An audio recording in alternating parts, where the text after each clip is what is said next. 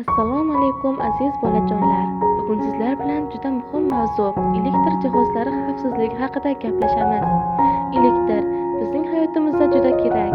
U yorug'lik beradi. Televizor, kompyuter, muzlatgich va boshqa ko'plab qurilmalarni ishlatishda yordam beradi.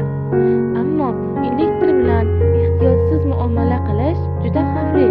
Shuning uchun hammamiz oddiy, lekin juda muhim qoidalarga amal qilishimiz lozim. Birinchi muhim qoida: rozetkaga qo'l bilan teginmaymiz. Hech qachon rozetkaga qo'lingizni, qalam va temir buyumlarni va boshqa narsalarni kiritmang. Bu juda xavfli bo'lishi mumkin.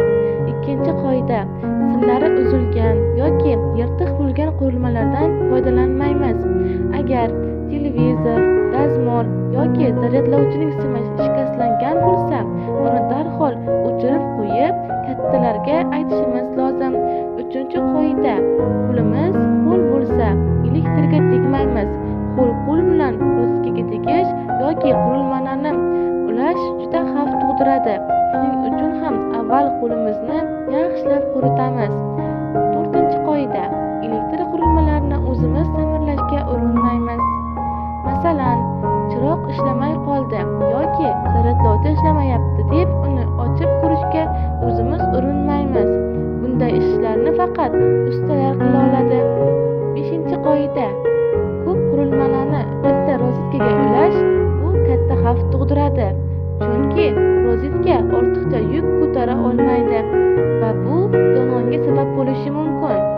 Agar biror joyda ko'p vilkalar ulab qo'yilganini ko'rsangiz, kattalarni ogohlantiring. Oltinchi qoida: agar siz uchqun, kuygan hid yoki shubhali tovush eshitsangiz, qurilmani darhol o'chirib qo'ying va bu haqida o'qituvchingiz yoki ota-onangizga xabar bering. O'zingiz yaqin bormang. Yettinchi qoida: kuchlanish ostidagi elektr ustunlariga va transformator budkalariga yaqinlashmaymiz. Ko'chada elektr simlari past osilib turganini ko'rsangiz, ularga tegmang va kattalarni ogohlantiring.